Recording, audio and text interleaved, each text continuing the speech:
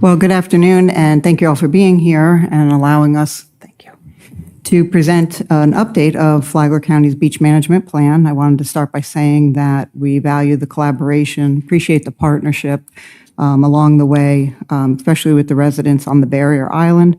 Over the past few months, we've worked hard on public engagement and to share where we are on the county's beach management plan.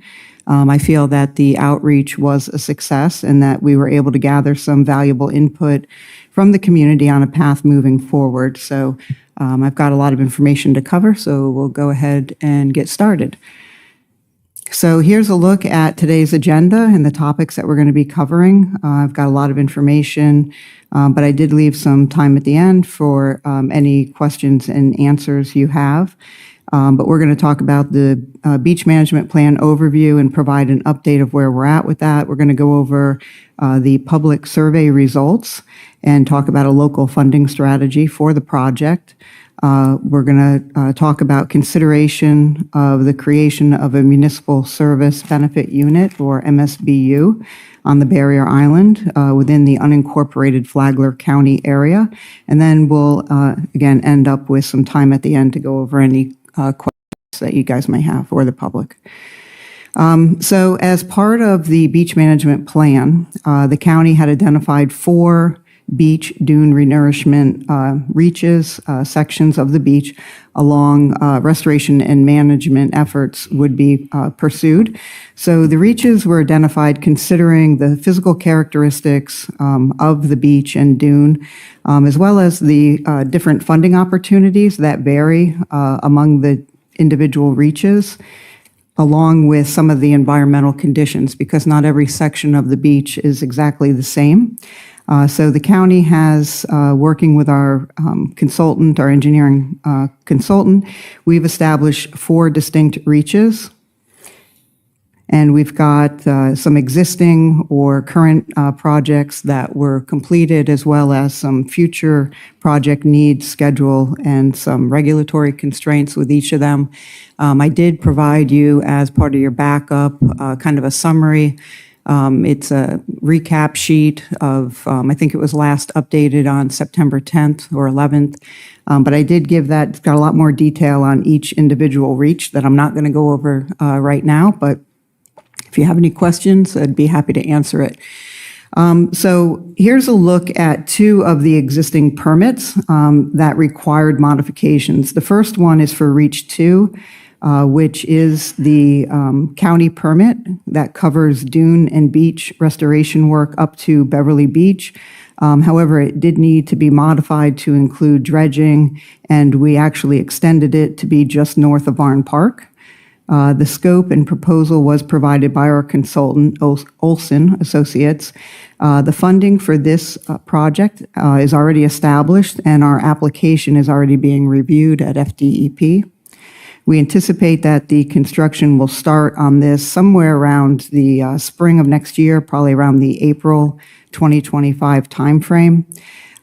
We are working with Hammock Dunes and Ocean Hammock to pursue a permit modification for work in their prospective area, which includes offshore sand from the county's dredge project, so that we can build back that dune through either stockpile and mechanical handling, or if we're able to actually do a dredge up there.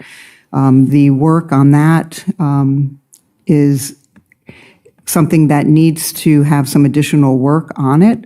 Recently, we did advertise for a engineering consultant for finishing the beach management plan. I know we'd been with Olson Associates for a number of years. It was time for us to go back out. So we are moving forward with consideration of a contract for engineering services that will take this permit and will modify the scope and the work so that we can get that advertised. So this will at some point come back to the board for further board action and to establish the funding.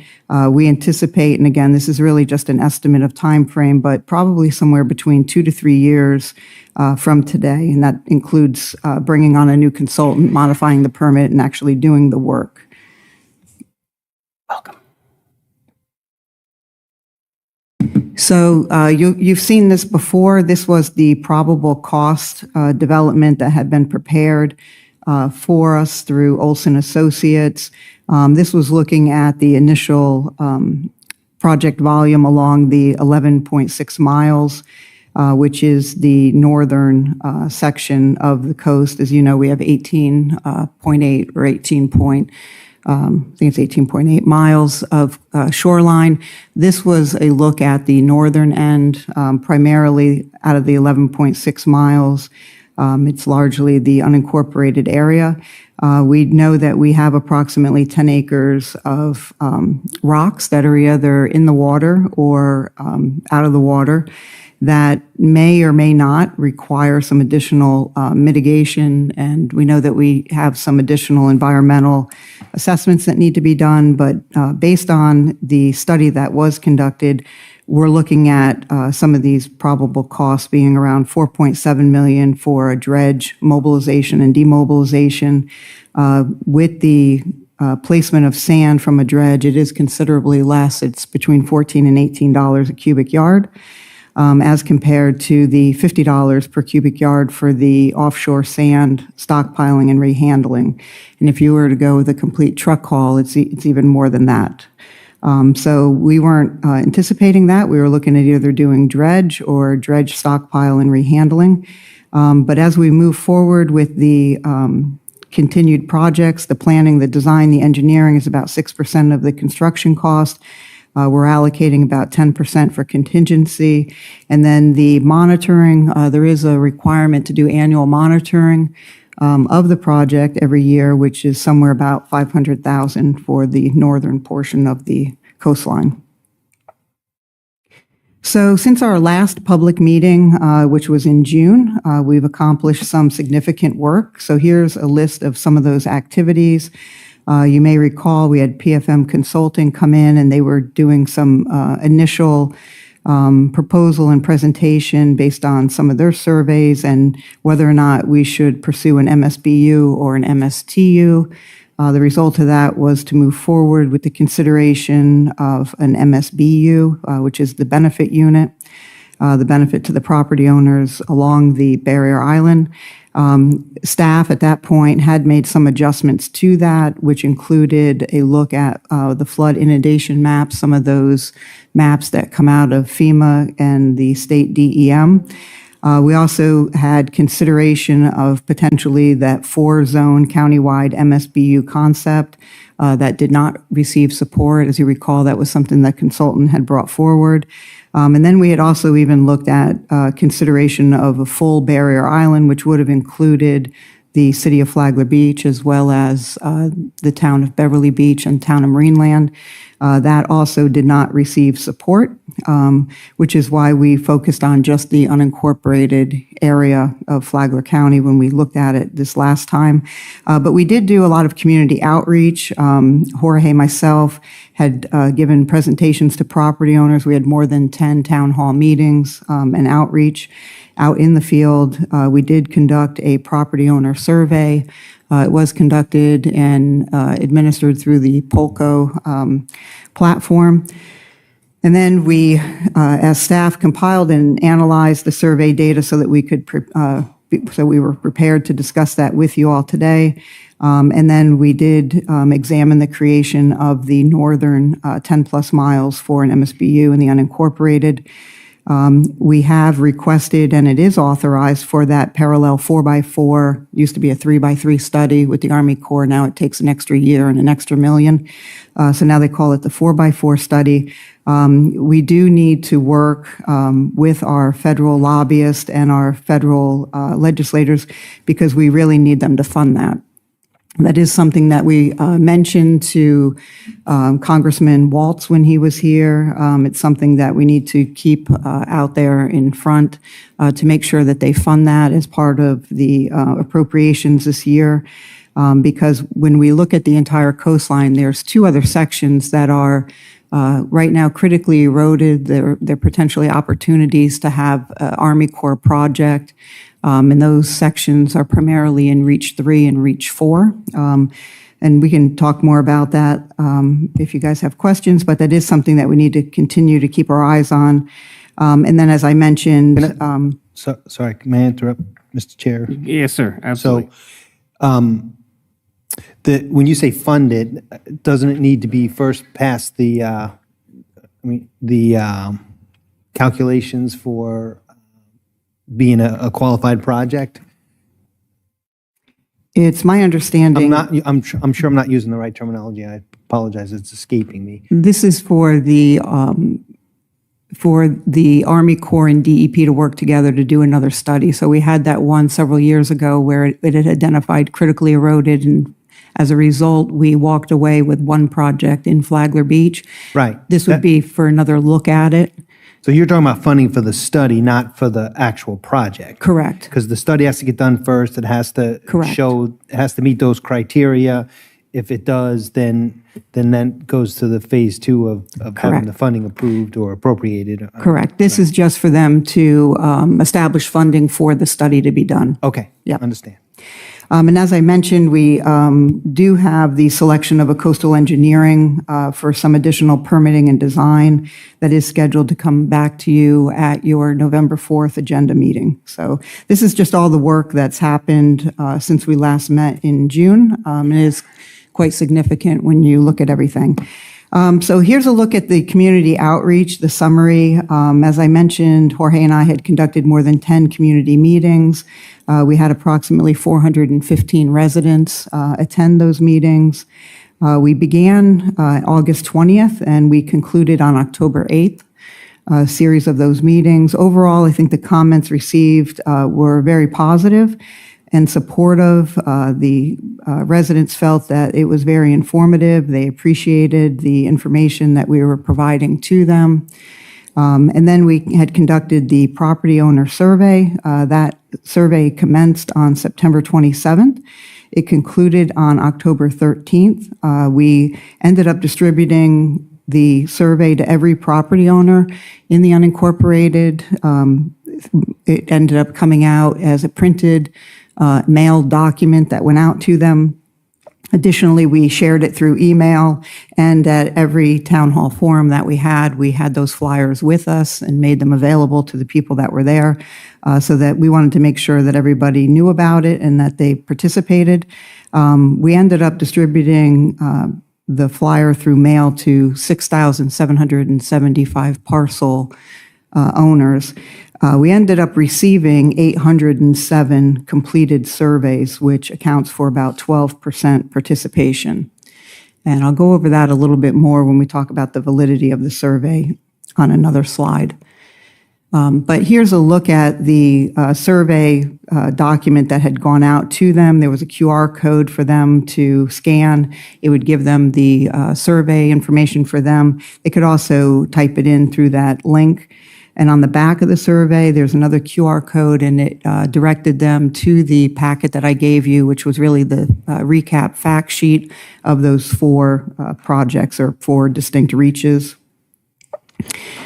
But as I mentioned, when we were creating and evaluating the survey, we wanted to ensure that it had statistical validity. In other words, the degree to which the results of the survey could be considered accurate and reliable, meaning that the conclusion drawn from the survey data accurately reflected the opinions of that target population. So when we look at the target audience or population size, we started with 6,775 parcel owners, and we wanted to ensure that we had a higher degree of confidence in the results and allow for some margin of error. So to ensure that our results were accurate and reliable, we knew that ideally we had to have at least 604 surveys completed. We actually exceeded that number. We received 807 completed surveys. Therefore, we felt that we had a high degree of confidence in the survey results and that it reflects the opinions of that target audience or the people within the unincorporated Barrier Island. We also wanted to make sure that the public was aware of the challenges that we as a county, as a coastal community, were facing with regard to beach renourishment. And based on that survey response, that was, I think, one of the first questions we asked them. 96% of those property owners were aware of the ongoing efforts and the challenges that Flagler County had as far as the beach was concerned. I did give you in your backup all of the survey questions that had run through Polco. I'm not actually going to go over each question. I'm really going to probably just provide you more of the highlights. I think some of the things that I left out was about like how long have they lived on the barrier island? Are they a full-time resident or part-time resident? I didn't think that it was as important to really go over some of these more larger issues. So when we asked them how important is beach preservation to your overall quality of life, 90% of the surveyed population had said that it was either very important or somewhat important to them. When we asked them, in your opinion, how urgent is the need for a structured beach management plan, 93% said it's very urgent or somewhat urgent. And then when asked about which of the following beach management concerns do they think needs the most attention, 80% had said either erosion control or dune and beach renourishment as the top two. And then 62% had mentioned storm preparation and recovery.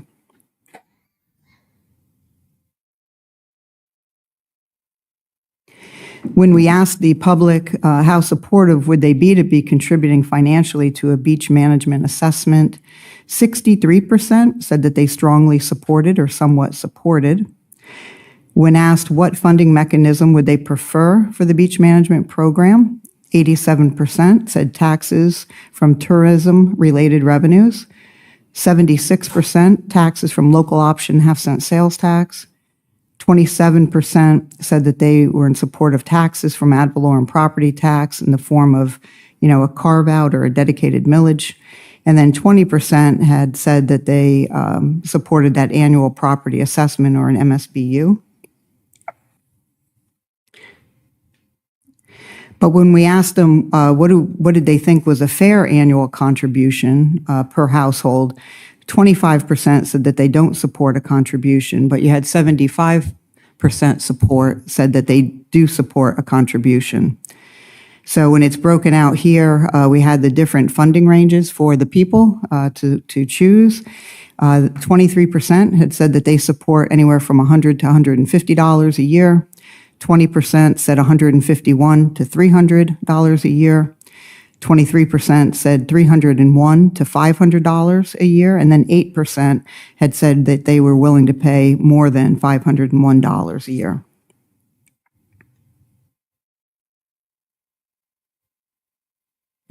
So when we look at the initial construction cost summary, in looking at this table, it appears to be a little deceiving when we look at the local share of what those costs reflect.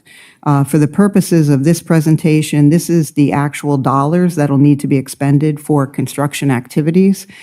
So when we look at, for instance, what was accomplished in Reach 1, which is largely the Flagler Beach project, it included the Army Corps, and then even what is planned for Reach 2, along with some other activities along the shoreline.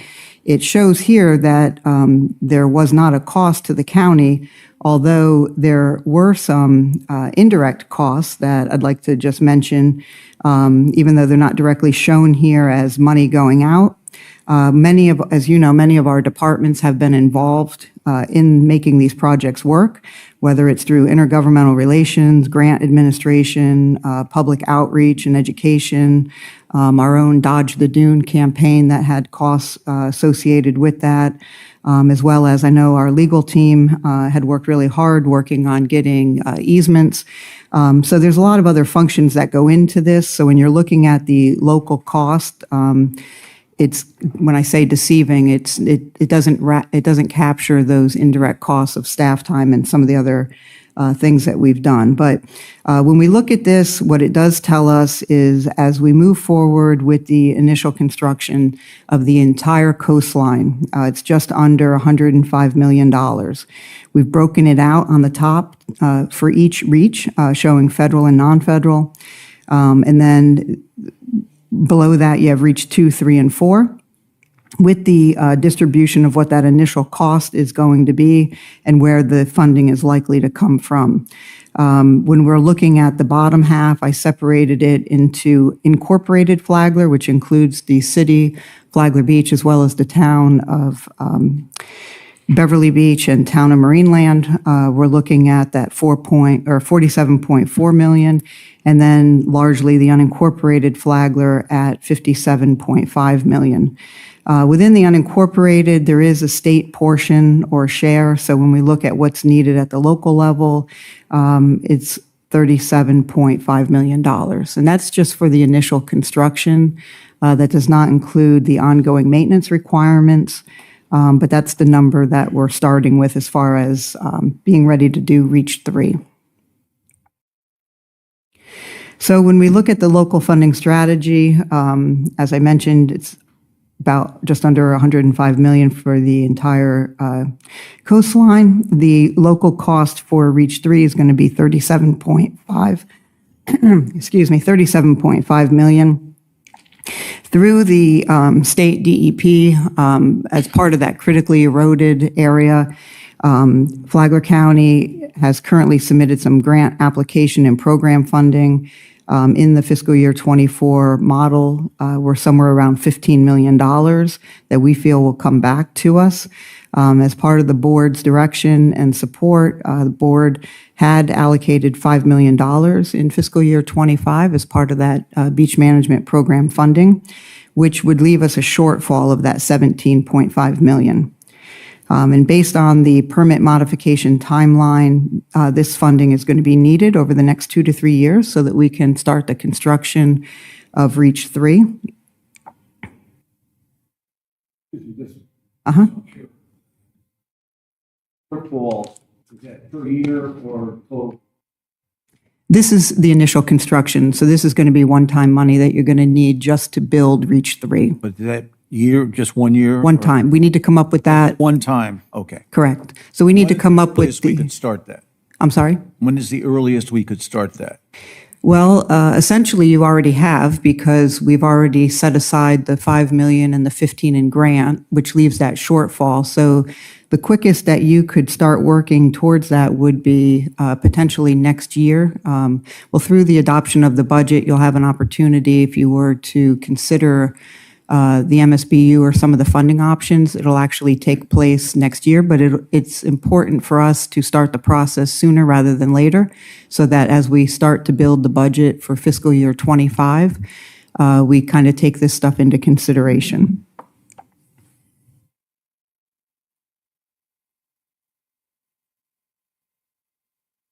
So this is the section of ongoing maintenance. So once you have built the entire beach and dune system, you recognize that there is ongoing maintenance and costs. So as we look at this, this is based on a 6-year project interval. So the top number is the amount of money that's going to be required at those 6-year intervals.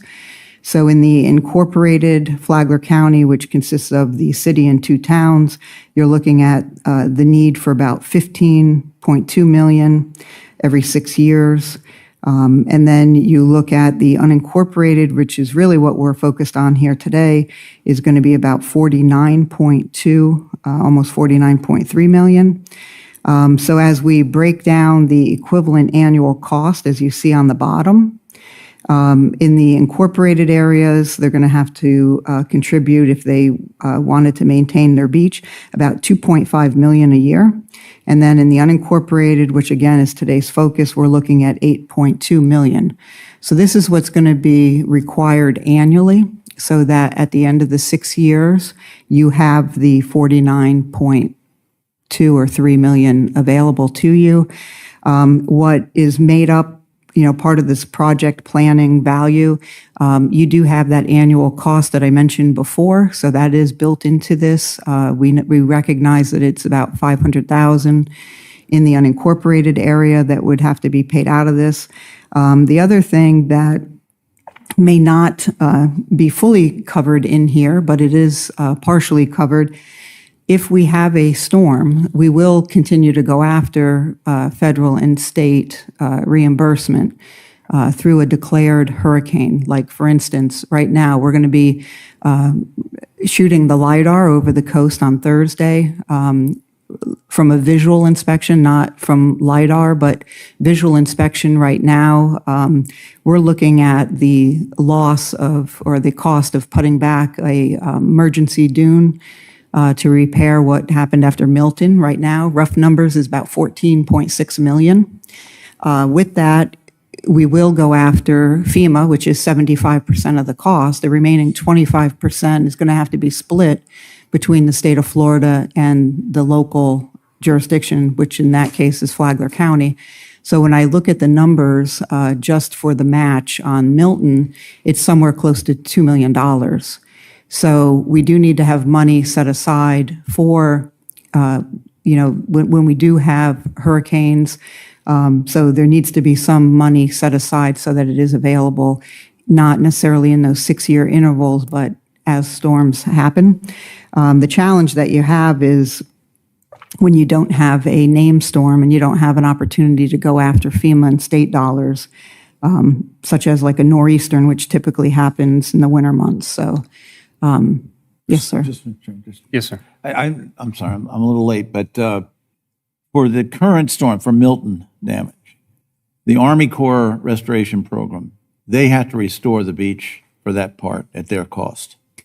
Correct. The 2.3 miles or I think it's 2.3 miles in Flagler Beach, the Army Corps will come back and rebuild it. But when you look at the non-federal tapers and the rest of the So beach. it's the non-Flagler Beach portion. Damage from Milton is the $2 million you're talking about? What the numbers that I gave you were for the unincorporated, the area that Flagler County has jurisdiction over. When we looked at doing the visual inspection, which is the, north of Beverly Beach, going up to just south of the town of Marineland, the cost that is calculated right now as an estimate, we still have to shoot LiDAR and have to do the calculations. We're estimating ballpark right now to be $14.6 million. That does not include Flagler Beach. That does not include Beverly Beach. That is just in the unincorporated area. Right. And so there will be a local match requirement. I think when I ran the numbers, it was like 1.8, 1.9 million. So it's just under 2 million right now for that section. Right, I just wanted, they're separate. Okay. Yeah. So when we look at the local funding strategy for that preferred approach for that ongoing maintenance, as I mentioned, the renourishment is every 6 years. There is some potential eligibility from DEP, about 13%. Again, this is where it's critical that we work that Army Corps of Engineering study because the areas that we have that are critically eroded potentially could turn into Army Corps projects, which would decrease the amount of money needed at the local level.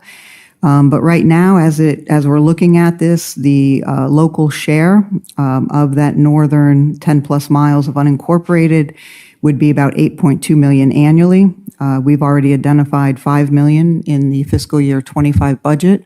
On the board side, that was that combination of the half-cent sales tax with the TDC money, which has that shortfall at $3.2 million annually for that ongoing maintenance.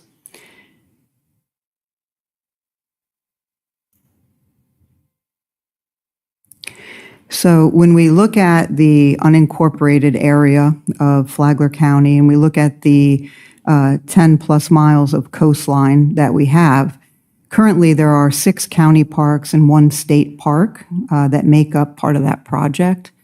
Although the River to Sea Preserve is at the northern end, it is part of Marineland. It is one of the parks that we have on the coast. It is just north of the MSBU project area. But in looking at this, when you look at the amount of parks we have and what that brings to the project, you have about 2.4 miles of the 10 plus miles. It's actually publicly owned lands. So when you add the percentage of the project cost to that, it's roughly about $1.7 million. of public interest that needs to be supported as ongoing beach maintenance.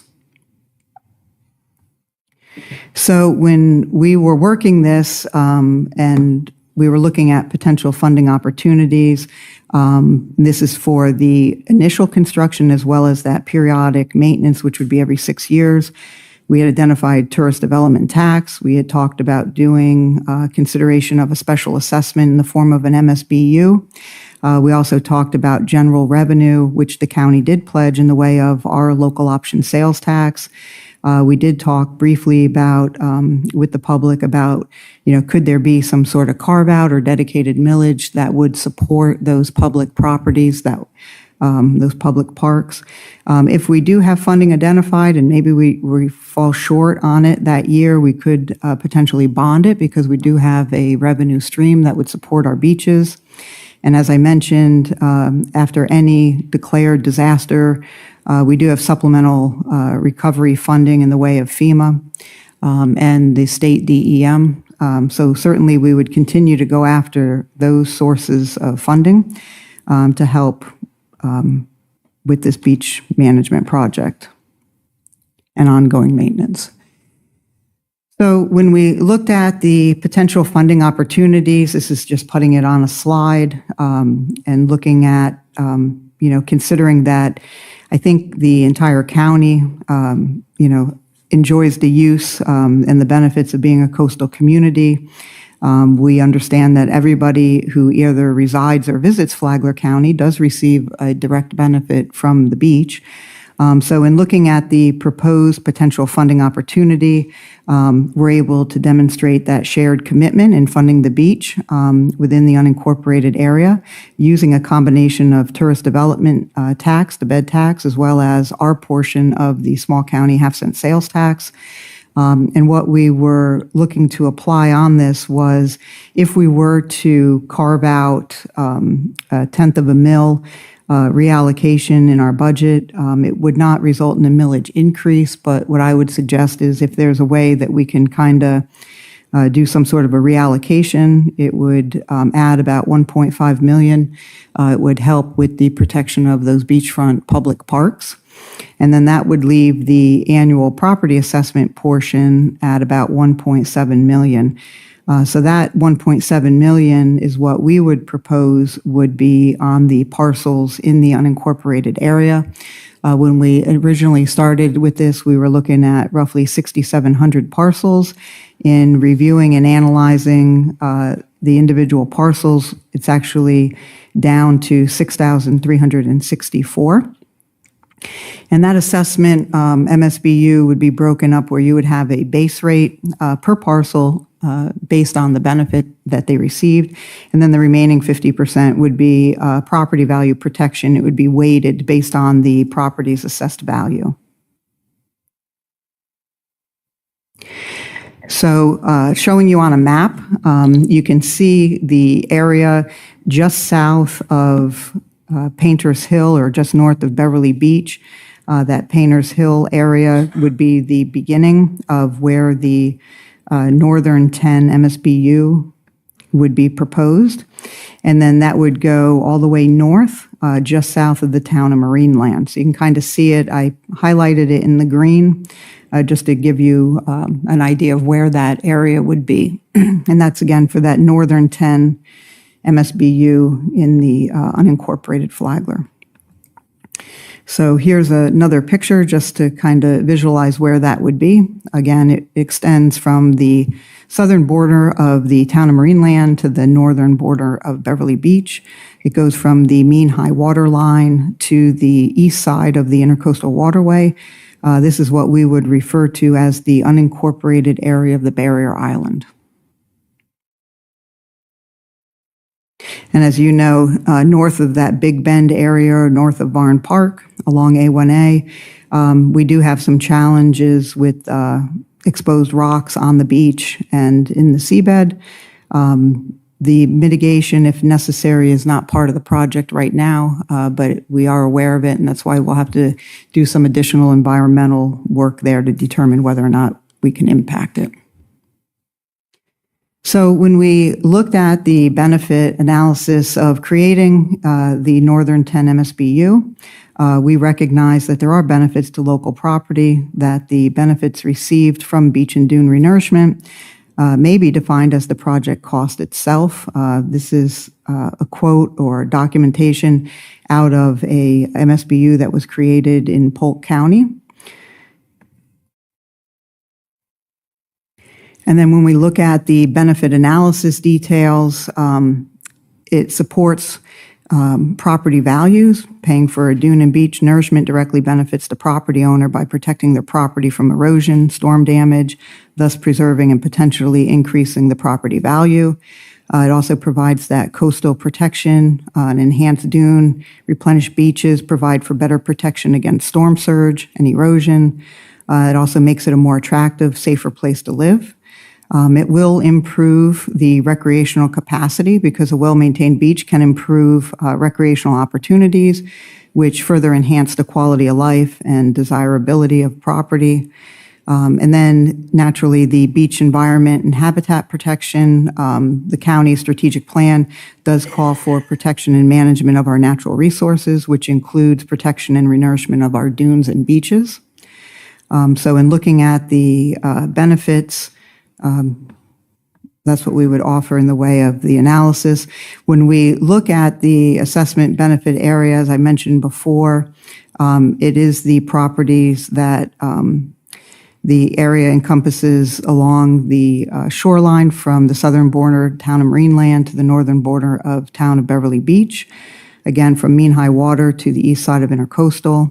The criteria for inclusion includes any parcels located within that unincorporated area on the barrier island, properties that currently have an assessed value. The property use could be residential, commercial, it could be vacant, improved, et cetera, but it's for the benefits received in that area.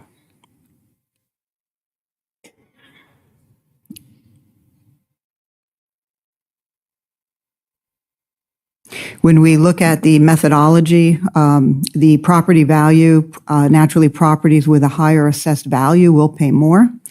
Location on the barrier island, properties closer to the beach will likely have higher assessments due to their assessed value. The benefit received, flat base rate would be applied to every property for the specific benefit that each property receives from the program. And then the assignment of that weighting to benefit category. So 50% of the property value protection would be based on the assessed value, and the remaining 50% would be for the other benefit categories, and that's what we would call the base rate. So in looking at the barrier island assessment with that value component, we understand that we would need that $1,715,125. It would be split where 50% would come out of that base rate and then 50% would come from the assessed value. So each one of those would individually make up the $857,562. So as we work through that methodology, when we were looking at this, these are the top is the assessments, the group by cost. So out of the parcels that we have, the assessment range of $134 to $150, that would apply to 212 parcels on the barrier island. The average assessed value of those properties is about $30,000.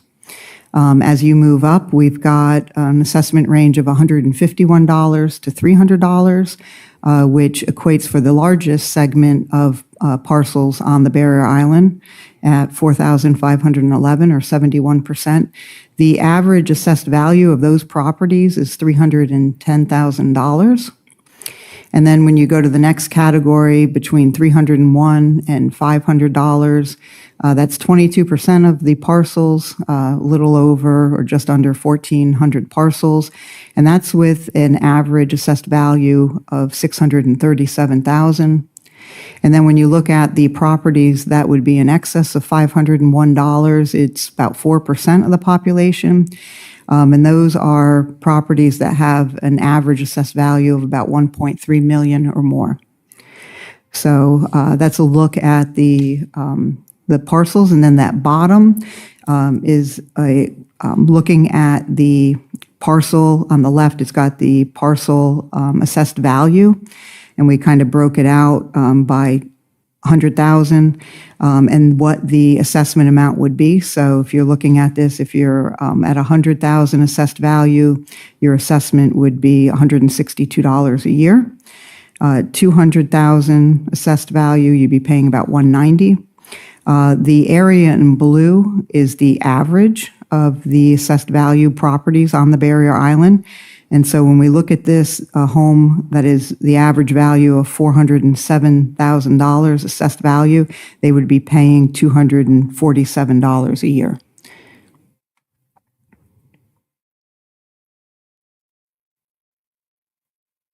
So when we look at applying that to the funding stream, this is what we're looking at for the Barrier Island Beach Management funding, including that Northern 10 MSBU. So looking at this chart, the top left, it's got the countywide funds, which is the tourist development tax at $2 million, half-cent sales tax at $3 million. The allocation of the tenth of a mil would generate the 1.5 for a total of $6.5 million a year. When you look at the column that says it's got the dollar sign from the Northern 10 MSBU area, when you look at the amount of money that's generated in tourist development tax, we're estimating, and it's probably higher than this because I think the resort contributes about $1.2 million a year. So this is a very conservative number, but we're estimating that out of that $2 million, $1.3 million is coming from ownership in the hammock to begin with, so it would naturally support it. When we look at the amount of money contributed in that MSBU area towards the half-cent sales tax, about $600,000 is generated from people that live on that barrier island. And then when we look at their portion of what that tenth of a mil allocation would be, it's about $300,000. So when we're looking at the funding from the proposed county-wide funds, even though it is $6.5 million, about $2.2 is already coming from property ownership within the hammock. So then when we're looking at the bottom half and applying it through the MSBU, it would generate another $1.7 million. So in total, the MSBU area is contributing close to $4 million towards the 8.2. So the folks in that area are essentially paying 48% of the cost of the ongoing beach management program. And then just looking at some of the supported benefits received and the legal authority that we have, whether it's the tourism tax being environmental and recreation, it is outlined by statute 125.0104, which is the creation of tourist development tax. When we're looking at our half cent, it was in support of infrastructure and beach renourishment, and it's also covered by Florida statute 212.0553. And then the dedication of millage, which is in support of public parks and park system. That would be coming from our general fund. And then the bottom to the MSBU is covered under a different statute, 125.011Q. And that's really for the environmental, recreational, flood, structural risk, property value risk, is where that is supported for that benefit. So when we look at the consideration of creating the Northern 10 MSBU, again, it's formed under Florida Statute 125.01, I believe it's 1Q. It would be done with Flagler County Governance, the Board of County Commission, and this would be for the collection of revenue as well as the spending of funds. And it would operate in consistency with all federal, state, and local acts, statutes, and regulatory procedures. Again, this would be for the routine maintenance, as well as any emergency declaration work and ongoing stuff. This is something that we would continue to work forward with legal for the Nexus test. While you could have a separate governing board, you wouldn't need one because the the commission would serve as the governing board for the MSBU. Correct. Correct. It would be set up with, it would be done through the Board of County Commission. The MSBU portion is one portion of the funding. The rest is all controlled by the board. So I think it makes more sense just to keep it with the board. So when we look at, and I just want to recap where we're at, because I know I showed you these numbers earlier on in the presentation. Scenario 1, the one at the top, is for Reach 3. That's the initial construction. That was estimated at the $57.5 million. We know that the state will contribute $20 million through our grant application and program funding that we're currently in queue for. We're hoping to get that $15 million. And then we've already allocated $5 million in fiscal year '25. So when we look at that gap, again, just to recap, it's $17.5 million. If we were to go forward with the proposed MSBU, collections would take place for fiscal year '26 and then fiscal year '27, and that would generate $3.4 million. And then if we were to consider the proposed reallocation of 1/10 of a mil, again, no millage increase, it would just be a reallocation of county funds. Over fiscal years '26 and '27, that would generate approximately another $3 million. And then if we were to continue to contribute like we did in fiscal year '25, assuming that we would, again, allocate $5 million in years '26 and '27, that would generate the remaining $10 million at the bottom. There is a forecasted gap for that project of about $1 million.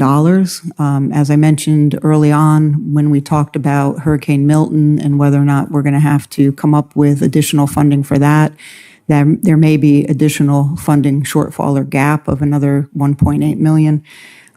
So I say all of that because I don't think that we can delay the approval. I just think that it'll compound the financial issue and risk potentially of having the money available at the time of construction.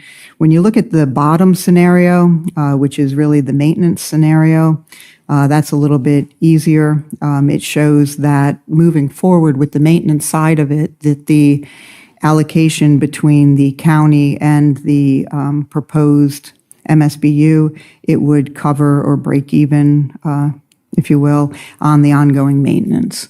Again, that is subject to change though, because every year we're going to have to look at this fund, determine what the cost may or may not be. And if we can get additional state or federal funding, this amount will decrease. But if you, hold on. If you use the '26 and '27 MSBU collections up top for the construction part of it, then aren't you behind the 8 ball by 2 years on the ongoing maintenance?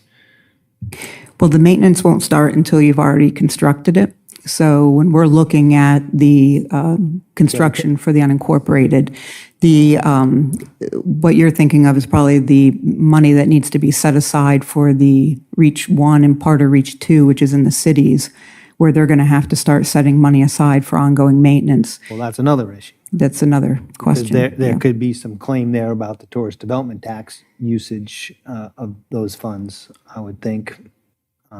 But I think I understand the point here is that if the project didn't get done till '27, then you still have 6 years going forward of MSBU collections. Correct. To Correct. make it. Okay. So I do think, though, moving forward, there is potential eligibility for continued state support in the way of grant funding, especially in those critically eroded areas, which is why it's extremely important that we continue to be mindful of the timing of the Army Corps participation and the potential funding that comes with those projects if we're able to get that review done.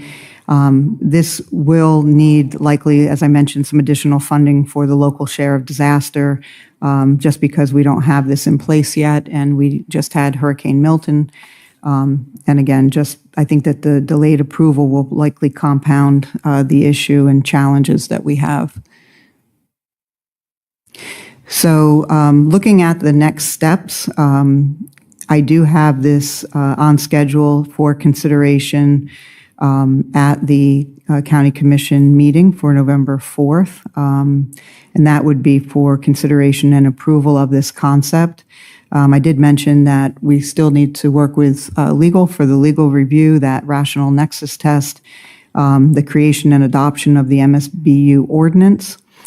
We would have to notify the State Department of Revenue by the end of this year. And then working on the fiscal year 26 budget, we do have to provide notice to taxpayers of that maximum assessment for that $1.7 million benefit that they received. We would look to include this in the fiscal year 25-26 budget process, which we anticipate kicking off in December of 24, but we will finalize that sometime in August or September of 25. Hopefully, we will begin collection of that MSBU revenue in November of 25, because that's typically when people start paying their tax bills, is in November. And then we do need to continue discussions with the other municipalities. I know that we've been trying to schedule an upcoming joint workshop with the City of Flagler Beach as well as the Town of Beverly Beach, Town of Marineland, to talk about what they're looking to do along their coastline. So that is it for me, but I am open to any questions and hopefully can provide some answers to you. All right, thank you. We'll start up here.